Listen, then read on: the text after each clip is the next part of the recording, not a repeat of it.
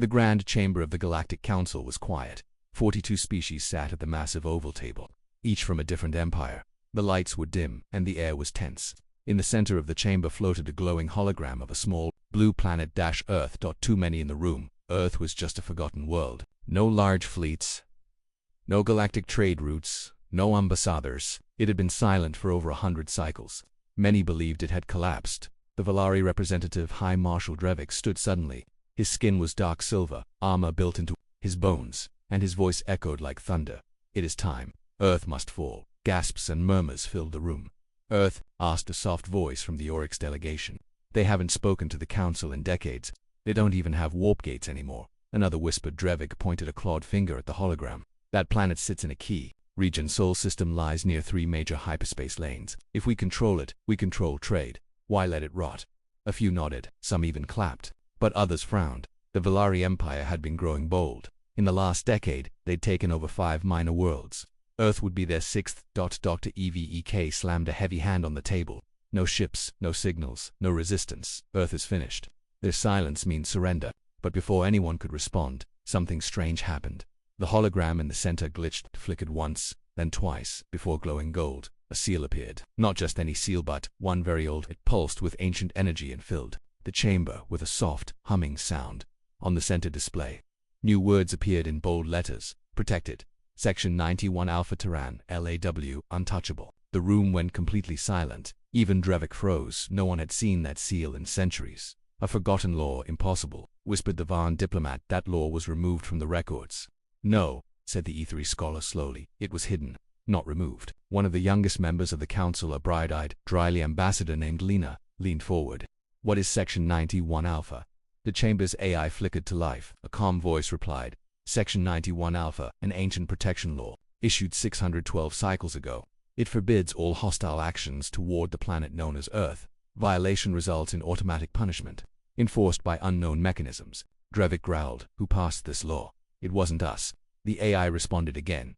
"Council record not found. Author unknown." That made everyone uncomfortable. Galactic laws didn't pass without records. Every vote, every signature, every speaker recorded and stored. But this one? Nothing. Laughter and doubt. "We're going to let an old ghost stop us." Drevik laughed coldly. "This law is outdated. Earth is nothing now. Their cities are ruins. Their tech is primitive. Look at the data." He waved his hand, and the chamber showed new images: dusty buildings, broken satellites, and no ship activity around Earth. They gave up space travel. They gave up diplomacy. They gave up war. They are not special. Some council members nodded. Others hesitated. "But the law still activates," said the old Van diplomat. "Someone is still watching." Drevik rolled his eyes. "Then we find them, destroy them, and remove this nonsense law. Earth will belong to the Valari Empire." He raised his arm. "I call for a vote. Remove the law. Earth is ours." One by one, hands and tentacles and claws lifted. Almost half the chamber agreed. But before the vote could pass, something happened again. The warning, the lights in the chamber dimmed. The seal on the screen grew brighter, blindingly bright. Then, from nowhere, a sound echoed across the chamber. Not from the speakers, not from the AI. It came from space itself, a voice, ancient, cold, timeless. "You may debate, but the law does not." Gasps filled the air. A few dropped their datapads. One alien fell from his chair in shock. "Who said that?" demanded Drevik. "Replay the audio," shouted another. But the chamber AI simply responded, "No source detected." Voice came from untraceable deep space signal, origin unknown. The voice repeated, slower this time, "You may debate, but the law does not." The council's fear. "What does this mean?" Lena whispered. Her hands were shaking. "It means," that E3 scholar said, "that this law is still alive. Not just a rule, but something watching, something enforcing." Drevik's face twitched. "It's a bluff." But others weren't so sure. "This had happened before," the old Van diplomat muttered. "I've heard whispers a fleet tried to take Earth once. They disappeared." "No proof," Drevik said. "No survivors either."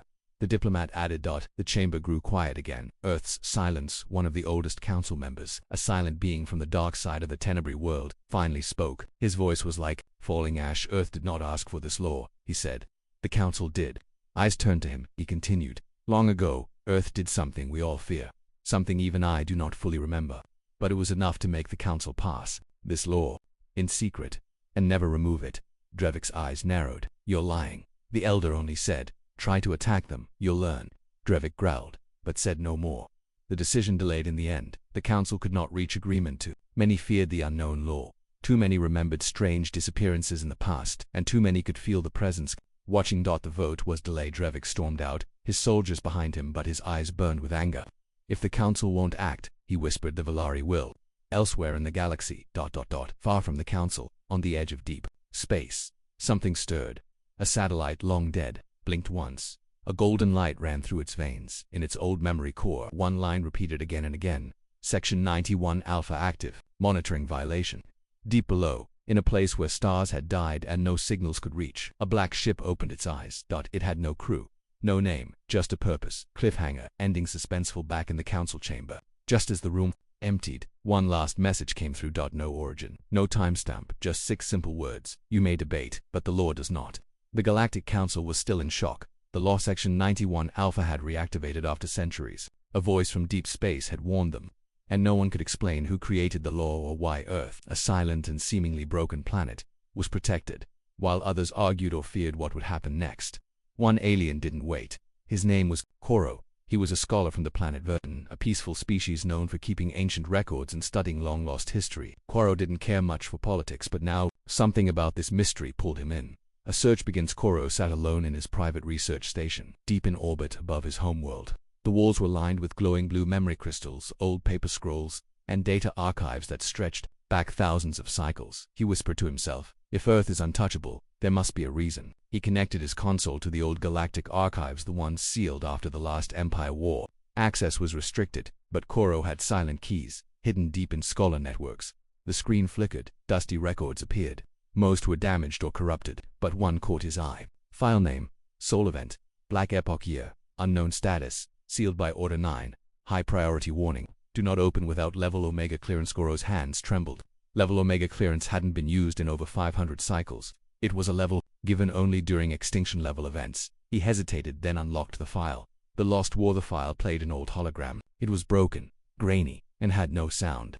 But what Koro saw shook him to his core. Burning planets, galactic fleets, fleeing. Unknown machines larger than moons, falling from the sky, and in the middle of it all, a strange symbol. A Terran symbol, not the Earth flag, something older, sharper, a black sun behind a broken sword. As Koro watched, more images flashed by, blurry fast, terrifying, a star going dark, ships that bent light around them, creatures that screamed without sound. Then, silence. The final frame showed a single word burned into the sky above a ruined planet. Remember, the forgotten truth. Koro leaned back, breathless. This is not possible, he whispered. The galaxy had forgotten Earth's real past. It wasn't just a quiet planet. It wasn't weak. It was once the center of a war so massive that entire empires, they erased their own memories to forget it. He ran more searches, digging deeper, past the records the council used, past the military files. What he found was terrifying. Hundreds of small wars, always near Earth's borders, had ended suddenly. Invading fleets vanished. Enemy leaders went missing.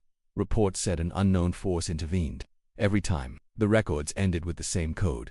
91 Alpha, do not proceed. Koro's claws tapped the console. What did Earth do? He asked out loud. What made the galaxy so afraid? Secrets in the dust. Koro requested access to old planetary scans of Earth. He zoomed into South America, buried deep under mountains. He found something strange, a structure 20 kilometers wide, covered in layers of rock and time. It pulsed with faint energy, but no one had ever explored it. Another scan showed something under the sands of Africa, massive metal arms, half fused into the ground. Beneath the ice of Antarctica, even more. Hundreds of ancient machines too old to be human-built, or maybe too advanced to be understood. Some of them were still online. Koro shivered. They never stopped building. Others started to notice far away. In a different corner of the galaxy, the Valari Empire received Koro's silent research ping. They had spies watching everything. The moment he opened restricted files, they knew. In the war room of the Valari capital, Marshal Drevik watched the footage with dark eyes. He didn't look afraid. He looked interested. Mac. The law had spoken. The ancient voice said, you may debate, but the law does not. And yet, the Valari Empire didn't care. Defying the law, High Marshal Drevik stood on the bridge of his warship, the Iron Flame, watching Earth's image float on the screen. The planet looked small, quiet, weak. He clenched his metal-plated fists. We waited too long, Drevik growled. While the council fears ghosts, we will make history. Behind him stood Captain Kex, tall and cruel-eyed. He shifted nervously, but the low Section 91 Alpha, it's still active. Drevik turned. The council is weak. They forgot how power works. That law is just ancient programming. If Earth truly had defenses, we would have seen them by now. Kex hesitated. What about the rumors, the disappearing fleets? The voice, Drevik laughed. Stories to scare children. The truth is this. Earth is undefended, and the Valar do not fear myths. He raised his voice. Ready the stealth fleet. We enter Sol System in one cycle. The silent approach. The Valari stealth armada launched from the dark side of Valari Prime 12 deadly warships coated in anti-scan armor, invisible to standard galactic sensors. Their mission was clear. Enter Earth's system, scan its orbit, test its defenses. Prepare for full invasion. No council approval, no warning. They would strike before the galaxy could react. As they entered deep warp space, a single thought echoed among the crew. Nothing can stop us. Sol System, dead quiet in the fifth day. The Valari ships emerged from warp at the edge of the Sol System, far beyond Pluto. The system looked empty. No ships, no patrols, no satellites. Captain Velka, leading the stealth unit, smirked. Told you. Ghost stories. Earth's dead. They advanced slowly. Past Neptune, then Uranus, then Saturn. They scanned each planet. Nothing. No human signatures, no stations, no signals. A warning. Ignored. Velkar opened a channel to Marshal Drevik's soul. The system is empty. Earth is defenseless. Permission to move closer. Drevik's face appeared on screen. Send in the scouts. Go dark. No transmissions after Mars. I want answers. The transmission cut. Velkar gave the order. Launch the probes. Quiet and clean. 6 black drones dropped from the main cruiser. Small, silent, invisible. They moved past Mars, past the asteroid belt, and toward Earth. The first disappearance one by one. The drone signals came back. They passed the moon. Still no defenses. They approached Earth orbit. Then the first drone vanished. No explosion. No warning. Just gone. Velkar blinked. Drone for lost. Rerun telemetry. No data, replied the officer. It vanished mid-scan. A minute later, Drone 2 disappeared. Then Drone 5. Velkar stood. Shut down all scans. Pulled back the rest. But it was too late. Only one drone made it back. Its final image was strange, blurry static, and a dark shape behind the moon. Something massive, something moving, a presence revealed. The bridge went silent. Velkar stared at the last frame. What is that? Someone whispered. It looked like a ship, but not one built by any known race. Its surface was black, with glowing lines of blue and gold. Its design was ancient but flawless. It didn't move like a machine. It floated like it was alive, and it was watching. The voice returns. Then all Valari ships received a signal. Uninvited, untraceable. The same cold voice from the council chamber. You were warned. Velkar froze. What is this? Another message followed. Violation of Section 91 Alpha confirmed. Enforcement begins. Suddenly ship lights flickered. Engines shut down. Weapons went offline.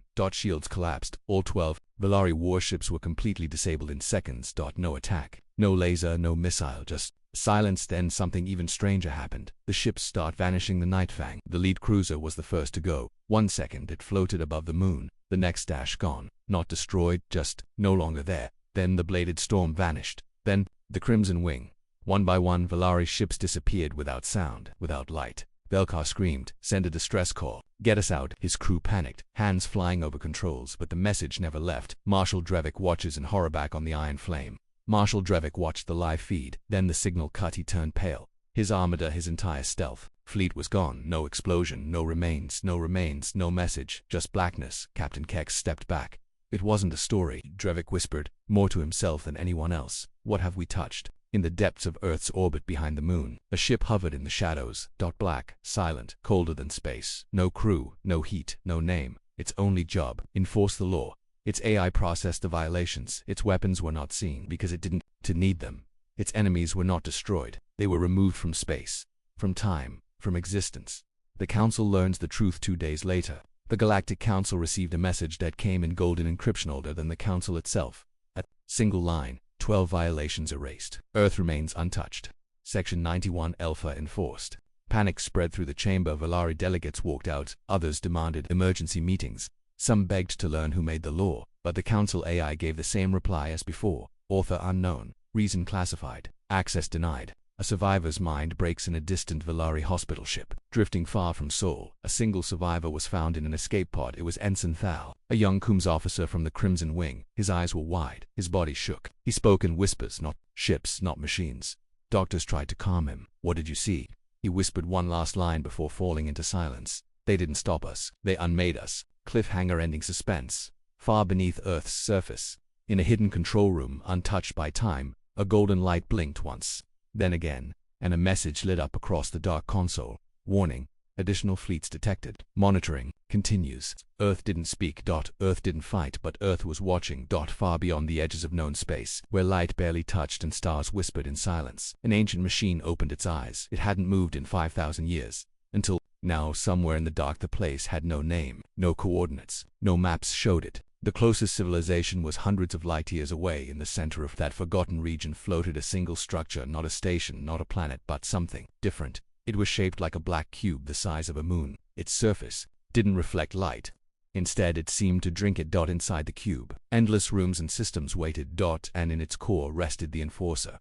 The galaxy had forgotten it, but it had never forgotten the galaxy. The awakening soft pulse triggered. Inside the cube, a golden spark flowed down hidden wires. Programs hummed awake after millennia. A single name appeared in glowing letters. 91 Alpha, violation detected. Then came a voice. But it was not human, not alien. It was something else older than both. Arbiter protocol activated, initiating sequence. The Enforcer's eyes, twin blue lights that had not blinked in ages, lit up. Its massive frame, made of black metal and unknown material, lifted from its cradle that it stood nearly 400 meters tall. It was not designed to defend. It was built to judge. The Arbiter lives. The being was called the Arbiter. No one knew who created it. No one had ever spoken to it, but it carried a single purpose: preserve the balance, enforce the law, protect the boundaries of Terran silence. Data from the Valari attack streamed into its memory. Violation confirmed 12. Ships gone. Law broken. The Arbiter didn't ask questions. It didn't wait for permission. It only moved a message sent across thousands of star systems. Encrypted signals burst out from the void. Only a few could receive them, and fewer could understand. Each message was the same: Arbiter online. Enforcement level 2 initiated. In ancient systems, long-dead satellites lit up. In abandoned council archives, red lights flashed, and in hidden human vaults buried under Earth's oceans, old screens glowed with golden words: he has awoken. Council panicked. Back at the Galactic Council, fear had taken hold. The Valari had gone silent. Their stealth fleet had vanished. Only one survivor remained, and he was broken. Then came the message from deep space: Arbiter protocol engaged. Enforcement ongoing. Whispers spread quickly. The Arbiter, I thought it was a myth. Who created it? Why is it defending Earth? The Van diplomat spoke slowly. It doesn't defend Earth, it defends the law. Marshal Drevik, who had led the failed Valari attack, stood in silence. His eyes stared at the floor. He had believed Earth was weak, but now he understood. Earth didn't need to speak. The law spoke for it, and the Arbiter enforced it. Inside the Arbiter floated through black space. Its mind was a fortress. Billions of lines of code, each one ancient, each one sacred. As it moved, it searched. Its voice echoed within its own systems. Begin phase 2. Locate command beacon. A screen lit up. An image of Earth appeared. Below the surface, hidden beneath the crust of the old world, a signal still pulsed. Faint.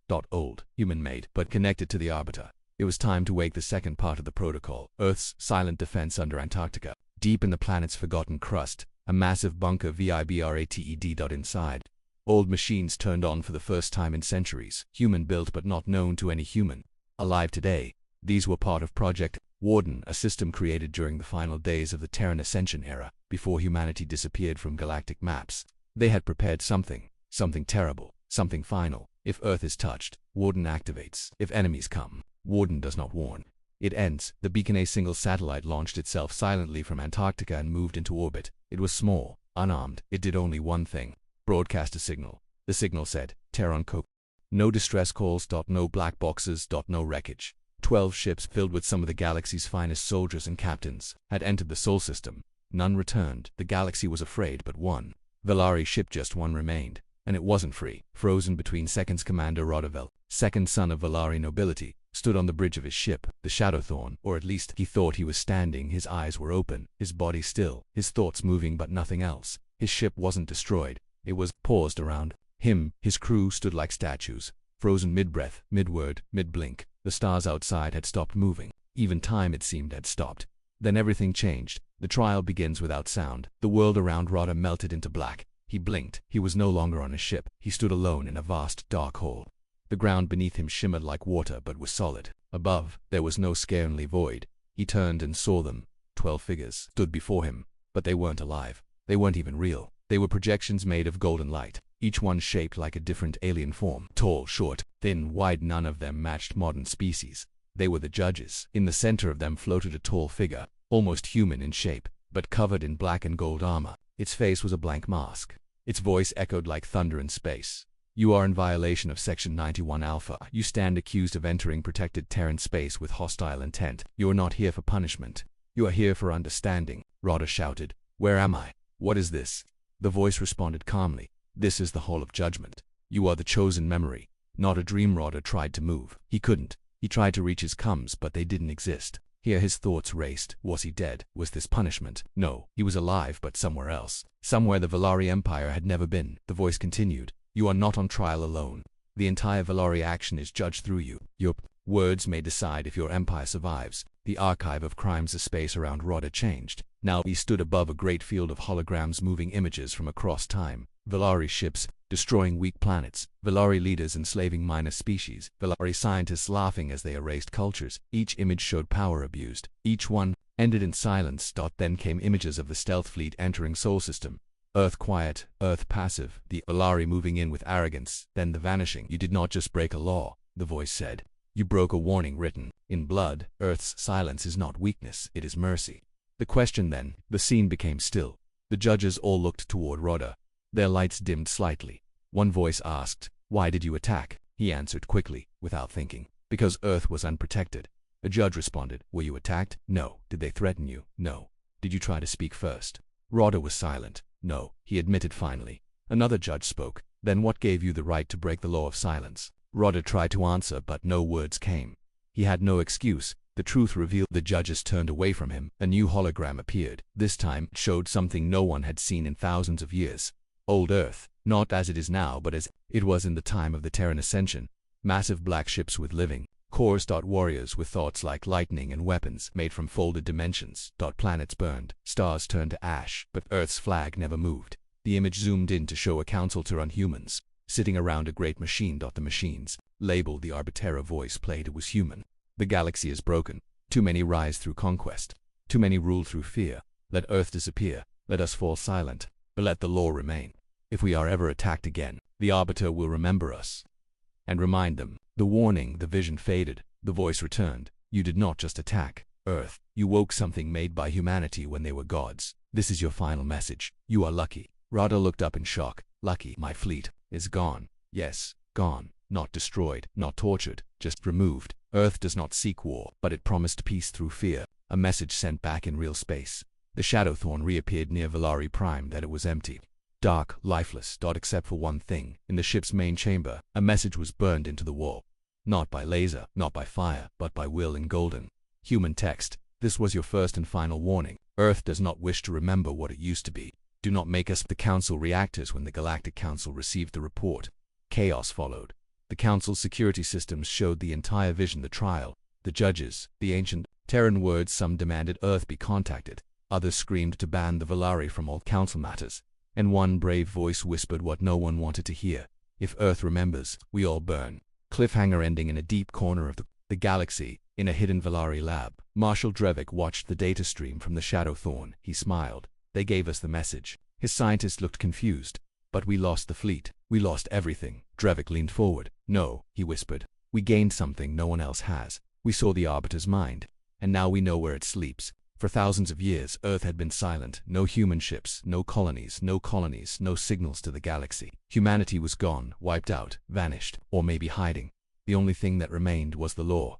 Section 91 Alpha and the enforcer behind it, the Arbiter. But now, something had changed. A signal had activated. From Earth itself, and it wasn't from a machine. The first contact in a quiet council observatory above the neutral moon. Dora's a lone communications officer stared at her screen in confusion. Her name was Kelza, from the Ural species. 6 fingers, soft eyes, calm voice. She hadn't seen a live message from Earth in her entire lifetime. Yet now, her console blinked red. Incoming transmission. Origin, Earth encryption, Terran old code 7 decrypting. Kelza's hands trembled. She opened the message. There was no video, no sound, just text, 7 words, simple. Sharp, a representative is coming. Prepare to listen. Shock in the council. The Galactic Council panicked. Ambassadors shouted. Security protocols were activated. Half the chamber believed it was fake. The other half knew it was real. The Arbiter had spoken before, but this came from Earth. A living sender. Even the AI confirmed it. Signal originated from Earth's surface, not a machine. Biological human, the Van diplomat whispered. This hasn't happened in 2,000 cycles. Lena, the young, dryly ambassador, stood slowly. If a human is coming, what do we do? The ethery scholar answered without hesitation. We listen. The arrival 3 days later. Space outside the Council's homeworld. Rex twisted. Not warped, not bent. Twisted. As if reality itself was pulled aside. A ship emerged, smooth, black, not made of metal, but something else. It had no engines, no lights, no weapons, just presence. The Council's defensive fleet scanned it. No threat found, but none could move closer than 100 kilometers. Any ship that tried lost power. The ship floated calmly toward the Council platform. Then a docking bay opened and he stepped out. A human returns. He was tall, wearing a simple black uniform. No rank, no weapon, just a long coat with the old Terran emblem, a circle with a sun inside. His face was calm, eyes sharp, skin pale, but alive. He looked young. But sensors couldn't scan his age. He walked through the airlock without a breath mask, and the oxygen levels adjusted to him. Security teams stood ready, shaking weapons. Useless. He didn't speak. Not yet. He walked straight into the council hall. The chamber freezes. The room went silent. Every species turned toward him. He walked to the center, stopped beneath the golden seal of the council, and looked around. I am Commander Elias Ward of the Terran Legacy. No one moved, no one blinked. He continued. You broke the law. You woke the Arbiter. You tested Earth's silence. He paused. And now you ask what we are. The human speaks. I am not your enemy, Elias said, but I am not your friend. He looked at Drevik, who now stood pale and wordless. You came to take. You thought we were gone. You thought silence was surrender. He turned to the council. It was warning. A brave delegate spoke. Why now? Why return? Elias answered softly. Because the galaxy is spinning in the wrong direction again. You build empires on fear. You conquer for trade. You silence the weak. He paused. We did that once. We know how it ends. A truth revealed. Elias lifted a small cube from his coat. He placed it on the council floor. It lit up, showing ancient battles, Terran ships versus entire fleets, Earth facing extinction, and then Earth walking away from it all. We left because we had to, Elias said, not because we lost. He looked at the Arbiter's image. That machine was built to do what we feared we'd do again, to hold back the monster we once were. A choice offered. Elias looked at the council. You now have two options. 1. Return to peace, respect the law, let Earth sleep again. Or 2. Break the law again. He looked at Drevik directly, and this time Earth won't stay silent. Drevik speaks. Marshal Drevik stood, his voice shaking with anger but not strength. You left the galaxy. You abandoned the council. Elias nodded. Yes. Then what gives you the right to speak now? Elias answered slowly. Because, even in silence, we watched, we remember, and when the galaxy calls again we answer. Cliffhanger, ending at the edge of the chamber. A small data beacon activated. It projected one final image. A map. Dozens of red dots lit up hidden Terran bases. Old satellites, sleeping warships. Every corner of the galaxy. Elias turned, walking away as he did. He left one me. Full galactic year had passed since Elias Ward returned. Since Earth sent its final message. Since the Terran Warden fleet disappeared into the stars again. The galaxy was quiet. Trade resumed. And Earth stood down. And Earth remained silent once more. But one species wasn't satisfied. The Vokari initiative. The Vokari were not warriors. They were scientists, hunters of ancient tech, archivists of forgotten codes and long-lost knowledge. They called themselves truth-seekers, and they didn't believe in myths. To them, Earth's return wasn't divine, it was data, and data could be broken down, studied and understood, and maybe replicated. A secret mission in the shadow of the dead stars IRN-12. The Vokari prepared their ship, SV Obsidian Ray. Its mission was clear: enter Terran space under stealth. Scan one of the old Warden-class dreadnoughts, extract AI core patterns. They didn't plan to fire weapons. They didn't even plan to land. They just wanted a peek. One peek at Terran Tech 1. Stolen moment of genius. They believed they could do it. They believed they wouldn't be seen. They were wrong. Entering the forbidden zone, the Obsidian Ray drifted past the final warning satellite. A golden ring floated nearby. It pulsed once, reading the ship, but didn't react. The Vokari cheered. We're inside. They located their target, TSV Indomitable, sleeping near a dead moon. The dreadnought was offline, its hull cold, lights dark. Perfect. They launched a microprobe, barely the size of a bug. It flew silently toward the ship's surface, attached itself to a data port, and began to download what it found. The data wasn't code. It wasn't even files. It was memory, and memory had a mind. Suddenly, inside the Obsidian Ray, the lights dimmed. The ship's AI screamed. Too late. On every screen, a word appeared. Not Vokari. Terran. Just a single symbol, a glowing eye. Then a voice whispered, you should not have come. 1 second later, nothing. The council picked up a distress beacon. They traced it to Zyren-12's orbit, but when they arrived, there was nothing. No debris. No signal, no radiation, just void, as if the Obsidian Ray had never existed. One council scout recovered a fragment. It was a small metal plate, cracked, burned, barely intact. On it was written Terran Protocol Echo Black. Back on Earth, sparking the Pacific Vault, one AI opened a single file. Inside was the name Vokari. No anger, no revenge. Just recorded violation. It spoke only 3 words to itself. Echo Black executed. Then it went silent again. The council confronts the Vokarith were summoned. Angry voices filled the chamber. You went too far. You violated 91 Alpha. You brought us all to the edge again. The Vokari leader, Malvesh, stood firm. We did not attack, he said. We only observed. The council had replied. So did the Valari, and now half their empire is dust. No one clapped. No one cheered because they knew Earth had not struck back. Not in hate, not in fire, but with perfect control. A quiet fear spreads after the Vokari incident. A new fear entered the galaxy, not of death, but of being forgotten, erased, not of destroyed but never born. That's what Earth could do now. Not just end civilizations, but erase their history. The Terran Warden fleet didn't need to fight, they just watched, and decided, cliffhanger ending, in a forgotten galaxy arm. Far from all systems, the TSV Atlas sat in the shadow of a dead planet. Its lights flickered, its engines glowed faintly.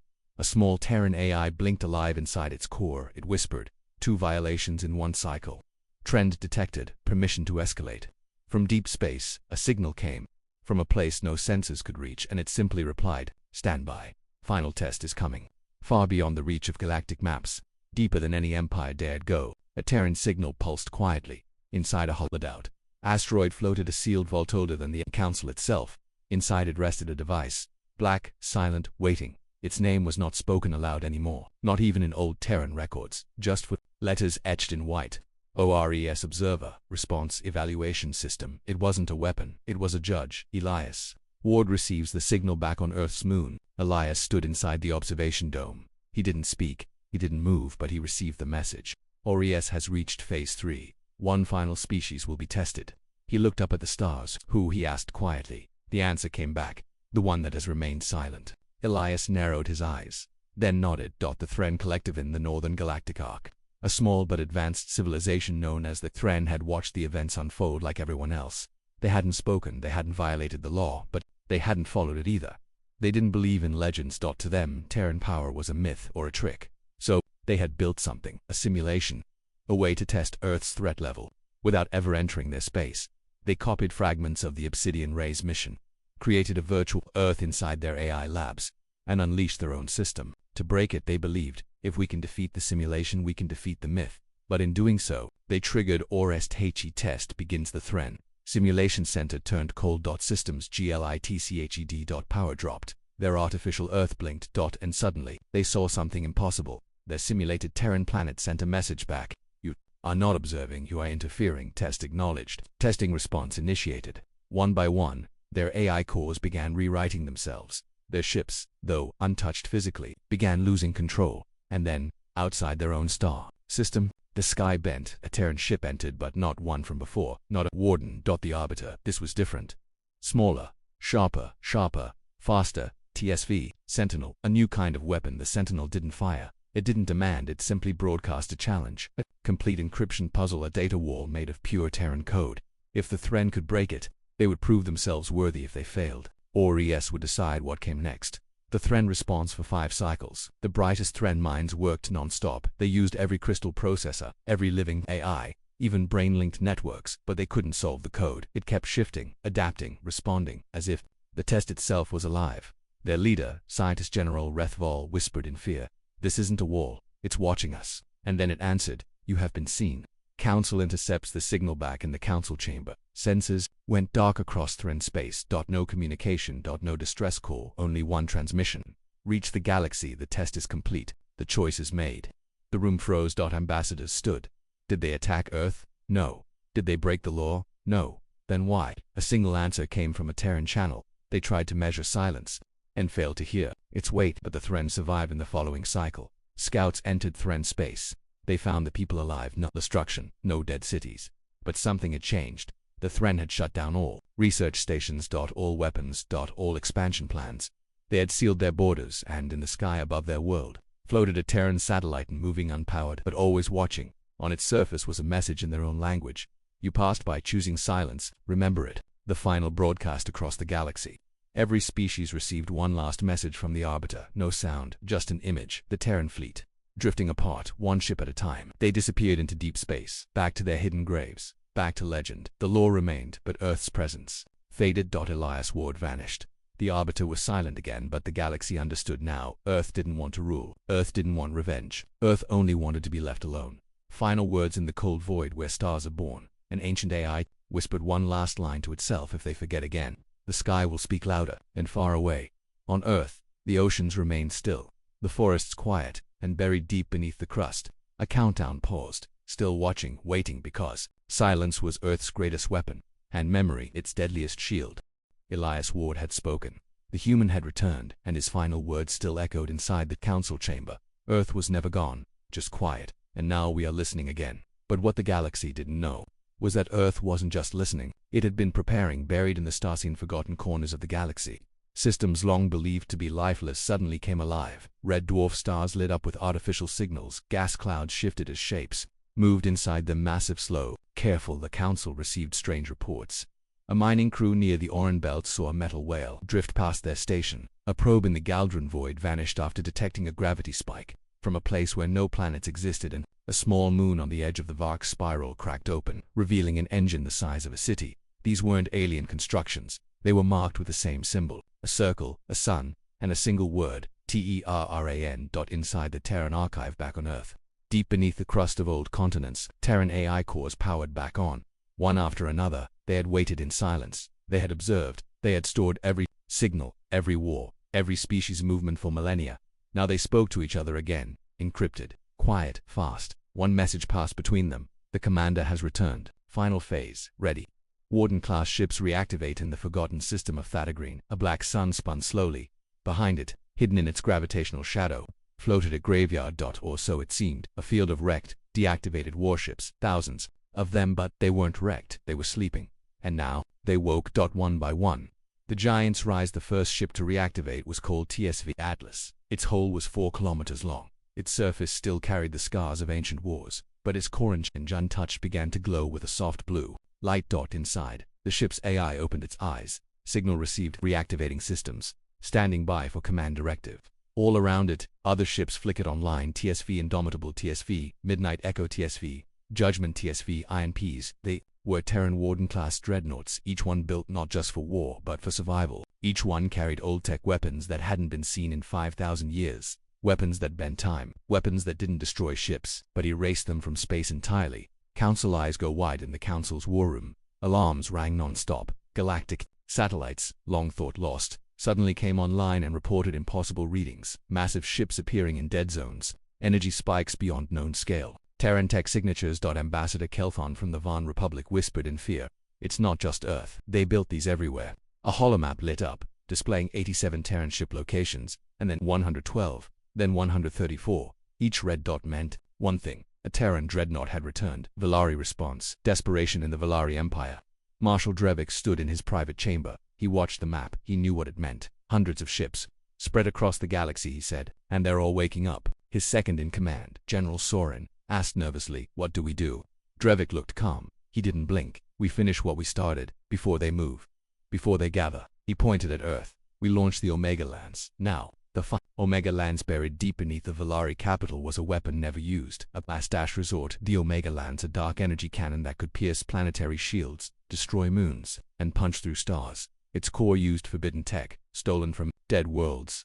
Only Drevik had the activation codes. Now he used them. Target Earth. Time to charge. 12 hours. But Earth knew. Inside the Terran vaults, hidden beneath the Pacific Ocean, the Earth-based AI detected the energy spike. It traced the origin. It understood the purpose, and it sent one simple command: wake. The nearest guardian, the Black Phoenix, far above the Vark spiral. Something moved. It had no name in current records. It was built during Earth's last war, then hidden in folded space. It was called TSV Black Phoenix. Longer than 10 kilometers. Its hull shimmered like a black mirror. It didn't launch. It didn't travel. It unfolded. One moment, it wasn't there. The next, it hovered directly above the Valari homeworld. No warning, no noise, just presence. A voice returns. Valari sensors went blind. Every satellite fried power across their capital dropped to 0. Then a message played across every Valari screen. Speaker and implant. That was Elias Ward. "We warned you. We asked for peace. You chose defiance. This is not retaliation. This is correction." And then the sky went white. The Lance never fired the Omega Lance's power core melted. The weapon exploded inward, vanishing into a singularity. Not by sabotage. Not by attack. By Terran tech override. The Black Phoenix didn't fire a single shot. It simply removed the weapon from existence, and with it, the Valeri's Hope cliffhanger ending across the stars. The Warden fleet gathered.